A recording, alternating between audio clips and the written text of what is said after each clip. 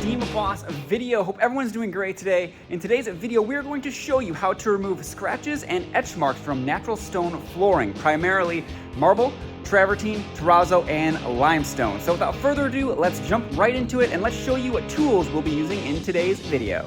So some of the things that we're going to be using today are primarily diamond resin discs. We have a whole slew of them here, as well as the bigger discs here that are different grits, and our handy dandy Makita polisher with a little foam end on here. We also have some dip pads. These are basically diamond impregnating pads as well that we may be using. I'm not quite sure, but I think we will.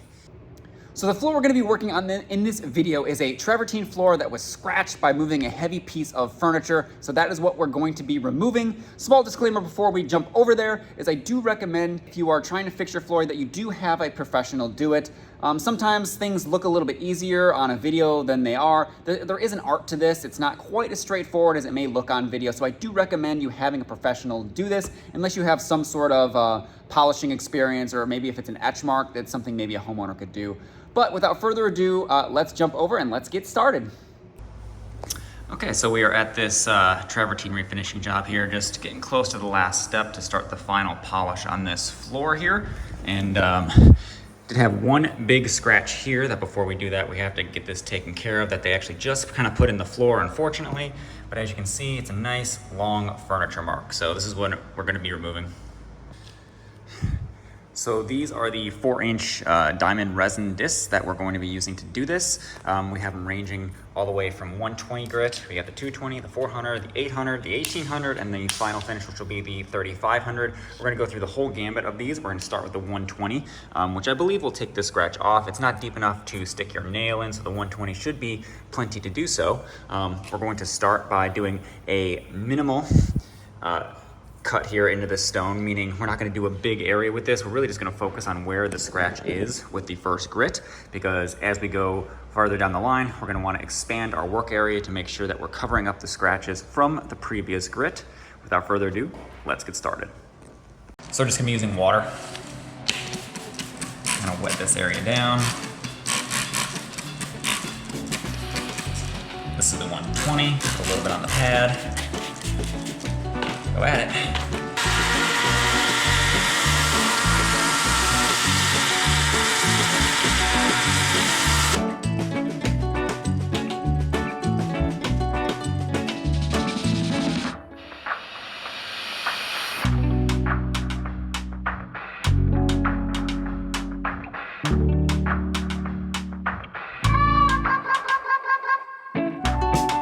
12 seconds later. Okay, as you guys can see here, I've been beating on for a little bit, but the scratch is still there even after that grit. So, with that being said, that means we're gonna have to go down one more probably to fully remove this scratch. So we're gonna go with the 50 grit. So I'm just gonna use a little resin that I have, 50 grit. I know it's the wrong size pad driver, it should be smaller, but for this little application, it'll work.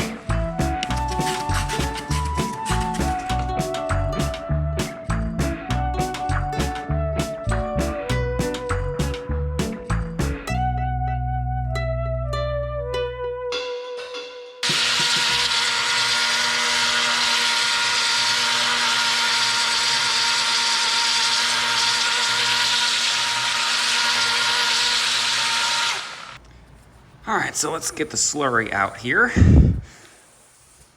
All right, maybe a little bit more. It's almost gone. I still see it a little bit right here. Let's keep going.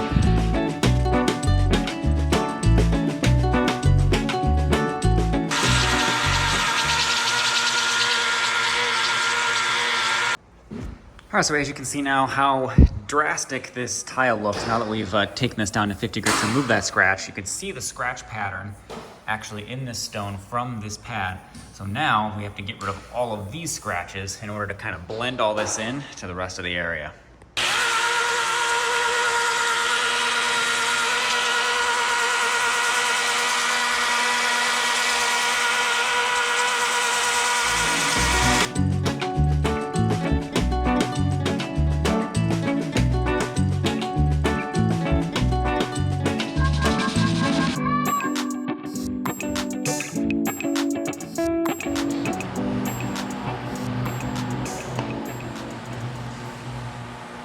Okay, so here's what we look like after the 120 grit. I've pretty much now feathered it out for the complete square here, so we'll have to go a little bit out farther than that. The scratch was actually pretty deep in this one, deeper than I thought it was. So, but this is kind of what she looks like. So at this point, we're going to be going for the 220 grit and do the same exact thing, going out a little farther each and every time. Now, normally in this situation, I would be using the large machine to do this. It'll be much easier to do this and faster to do this than by hand. Once it gets more than one square big, I like to use the actual machine. But for video purposes, we're gonna keep going with the Makita here and see the results. 220.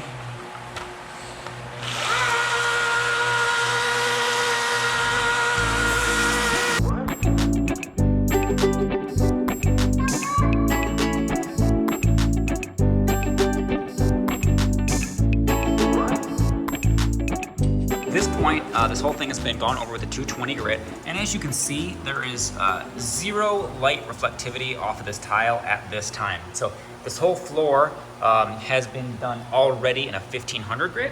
So a 1500 grit shines up just like this.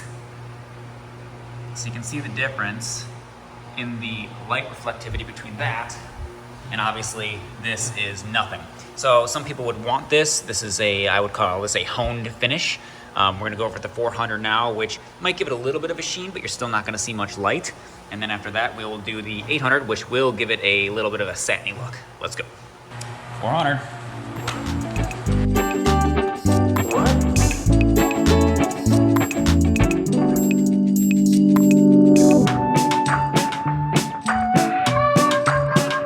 All right, next up, 800.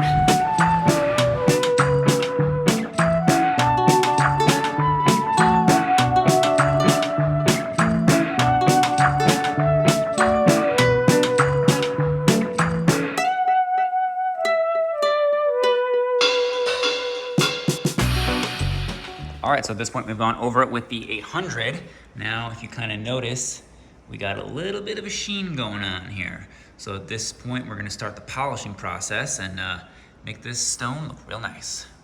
What I like to do to end stuff to make it go nice is I have this green, it's called a Bonastre pad. This is a part of a 3-step system, but these are great for just putting a really good shine on stuff. So that's kind of what they are there. So we're gonna use this as kind of a final pad to really bring out the shine here.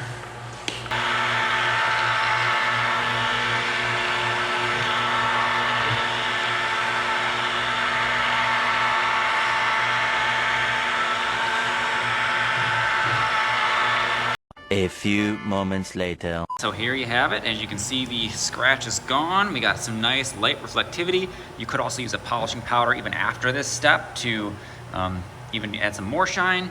On this floor, we're not doing it. We're just leaving it like this because it looks really good and the customer's happy. So, but that's how you remove some deep scratches from Travertine. All right, everybody, that's gonna wrap up our crash course, you could say, on removing scratches and etch mark from natural stone flooring. So there's obviously a way more to learn than just this video, but it's a taste for you and gives you at least an idea of how the process works. So if you guys want a more in-depth video, let me know in the comment section below. We're gonna wrap up the video here. So thanks for watching. Please subscribe if you are new. We really appreciate it. Check out our other full-length cleaning videos, and we'll see all you on the next video. Peace.